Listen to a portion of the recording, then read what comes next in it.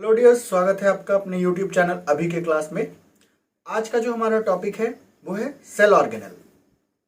Cell organelle जो कि cell के पार्ट होते हैं और साइटोसोल में प्रेजेंट होते हैं, यानी साइटोप्लाज्म के मैट्रिक्स में प्रेजेंट होते हैं, जो अलग अलग फंक्शन को परफॉर्म करते हैं।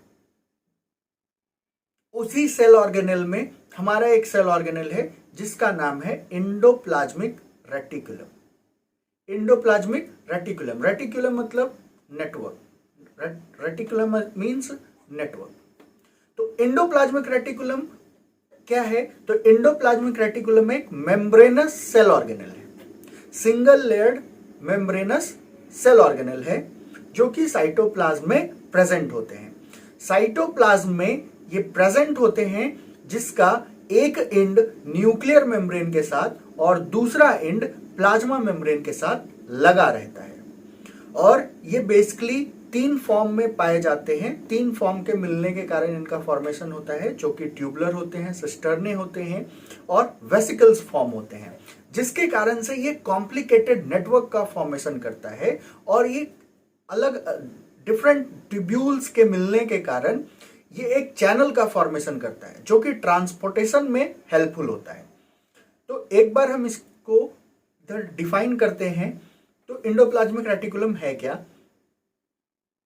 तो endoplasmic reticulum is 3 dimensional complicated और complex interconnected system of membrane lined channel that run through the cytoplasm। यानी ये एक 3 डायमेंशनल कॉम्प्लेक्स सिस्टम है जो कि आपस में इंटरकनेक्टेड होते हैं, यानी एक दूसरे से जुड़े रहते हैं, जिसके कारण से ये मेम्ब्रेन लाइंड यानी मेम्ब्रेनस चैनल का फॉर्मेशन करता है, जो साइटोप्लाज्म को दो पार्ट में डिवाइड कर देता है।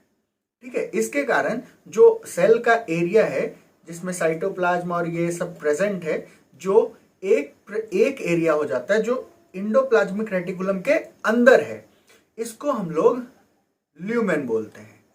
और बाहर वाले एरिया को एक्स्ट्रा ल्यूमेन बोलते हैं, एक्स्ट्रा ल्यूमेन।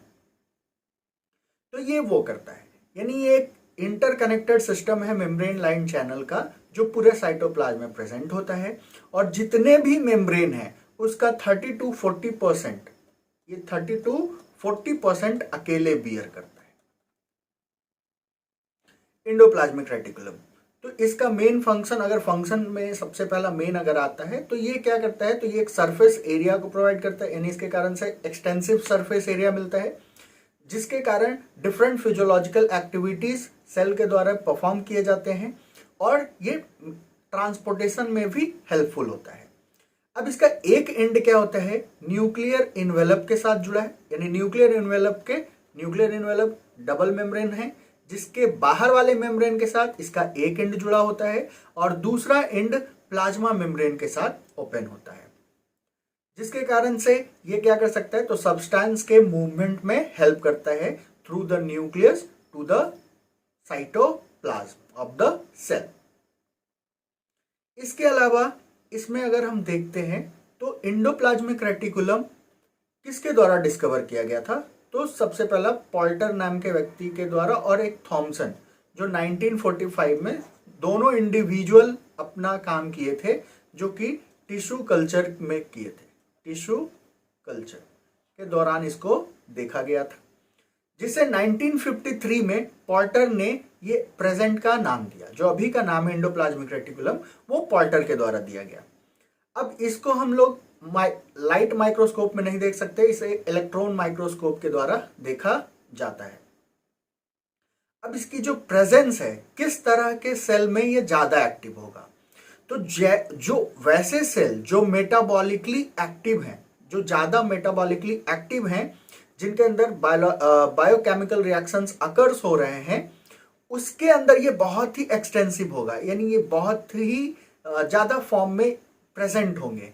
लेकिन जो स्टोरेज सेल हैं उनमें ये सिंपलर फॉर्म में प्रेजेंट होंगे। अब इसके सरफेस पे, इसके टाइप्स को अगर देखते हैं, इसके सरफेस के बेसिस पे इसके दो टाइप होते हैं। इसके सरफेस के बेसिस पे इसके दो टाइप होते हैं। फर्स्ट टाइप जिसको बोलते हैं उसका नाम है RER। इसका पूरा नाम है रफ इंडोप्लाज्मिक रेटिकुलम। इसे हम कहते हैं रफ इंडोप्लाज्मिक रेटिकुलम। और दूसरा है SER, स्मूथ इंडोप्लाज्मिक रेटिकुलम। इस दोनों में मेन डिफरेंस क्या है? तो RER में एक एक्स्ट्रा स्ट्रक्चर है जिसको हम राइबोसोम कहते हैं। ये RER के ऊपर प्रेजेंस होता है।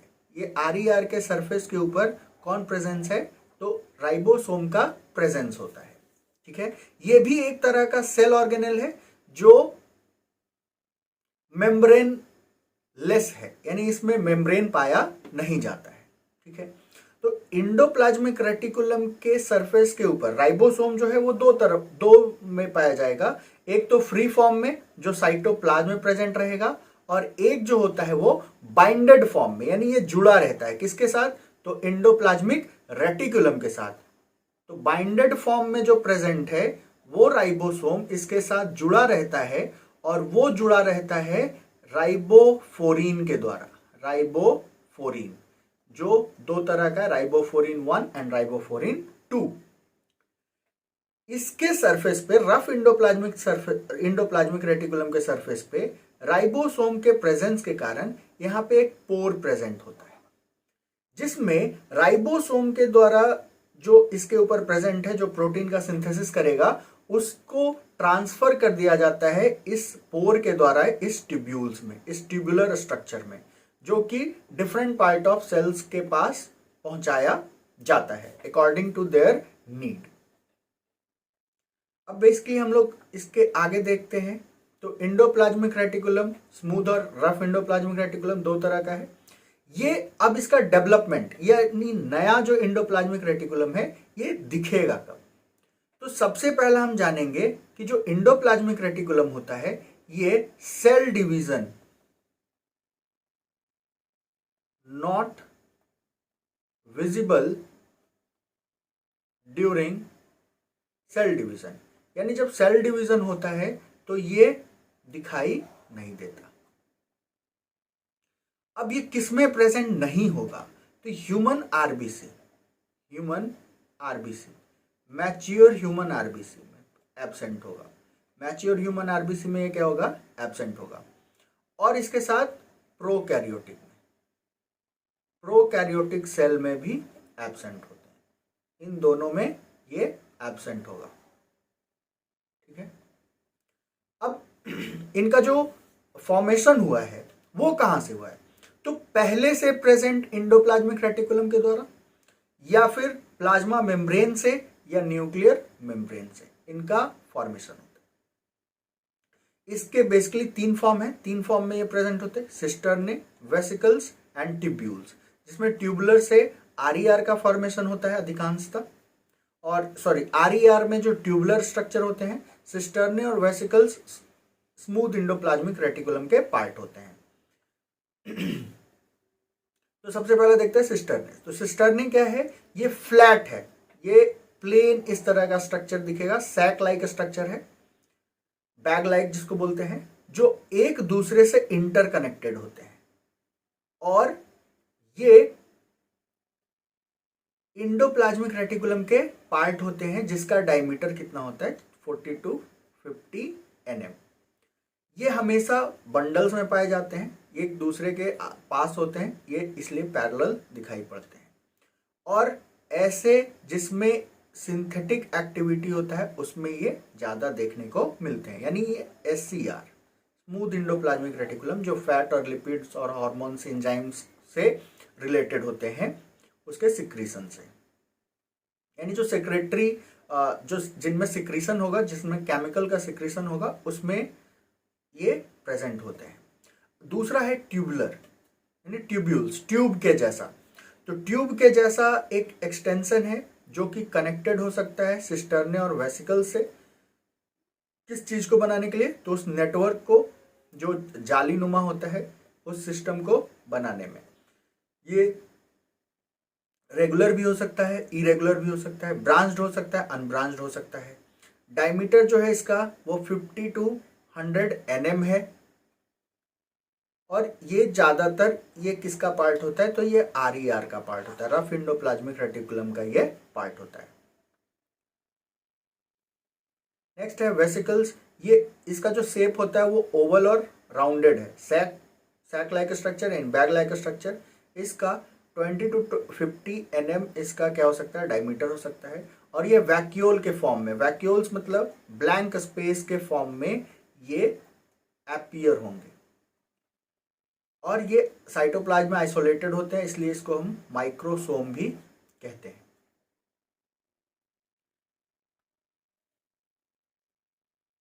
स्मूथ इंडोप्लाज्मिक रेटिकुलम क्यों कहते हैं इसको, क्योंकि इसके सरफेस पे राइबोसोम प्रेजेंट नहीं होता है।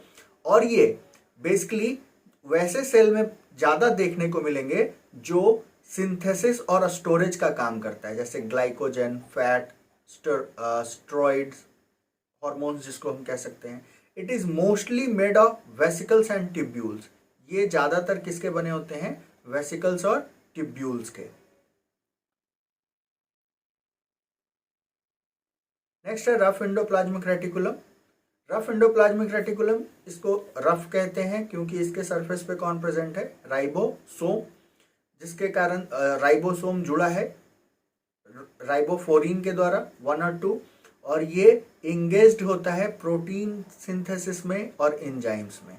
और गोल्गी एपरेटस के साथ मिलकर ये लाइसोसोम को भी बनाने में मदद करता है, या लाइसोसोम का इस पे फॉर्मेशन होता है।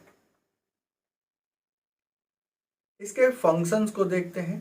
तो पहला, ये फिजियोलॉजिकल एक्टिविटी को बढ़ाने के लिए क्या करता है, तो लार्ज सरफेस एरिया प्रोवाइड करता है। सपोर्टिंग, ये स्केलेटल फ्रेमवर्क देता है सेल को, जिसके कारण सेल अपने शेप और साइज को मेंटेन रख सकते हैं। ये एक पाथवे या रास्ता प्रदान करता है किसके लिए, तो डिस्ट्रीब्यूशन, क्योंकि इसका एक एंड क्या है, न्यूक्लियर मेम्ब्रेन से जुड़ा हुआ है और दूसरा सेल प्लाज्मा मेम्ब्रेन से जुड़ा हुआ है, जिसके कारण से न्यूक्लियर मटेरियल का ये क्या कर सकता है, डिस्ट्रीब्यूशन कर सकता है, यानी उसके ट्रांसपोर्टेशन में हेल्प कर सकता है। ये फैट का सिंथेसिस करता है, स्टेरॉइड, कोलेस्ट्रॉल।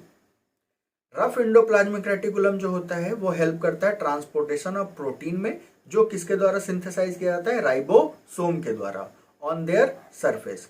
ये बेसिकली जो पोर्स उसके ऊपर प्रेजेंट होते हैं, राइबोसोम के जुड़ने के कारण वहां पे पोर्स प्रेजेंट होते हैं, उस पोर्स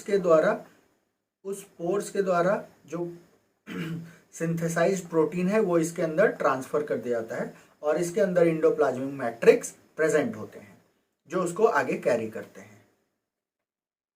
इंडोप्लाज्मिक रेटिकुलम डिटॉक्सिफिकेशन में हेल्प करता है, जो ड्रग्स वगैरह या फिर जो केमिकल्स, ये जो डिटॉक्सिफिकेशन दिखेगा ये अधिकांशतः लीवर सेल के इंडोप्लाज्मिक रेटिकुलम के द्वारा परफॉर्म किया जाता है। बायोसिंथेसिस, ग्लाइकोलिपिड, फॉस्फोलिपिड, कोलेस्ट्रॉल, इनका ये सिंथेसिस इनके द्वारा किया जाता है।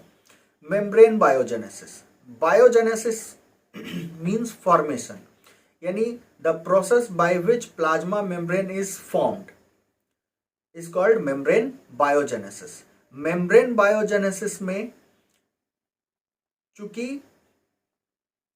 इनका प्रोटीन और लिपिड जो होता है वो मेन पार्ट होता है जिसके द्वारा इनका फॉर्मेशन हुआ है, यानी केमिकल कंपोजिशन प्लाज्मा मेम्ब्रेन का प्रोटीन और लिपिड है जो कि इंडोप्लाज्मिक रेटिकुलम के द्वारा फॉर्म किए जाते हैं और फिर इसके साथ प्लाज्मा मेम्ब्रेन का फॉर्मेशन होता है जो कि इस प्रकार है।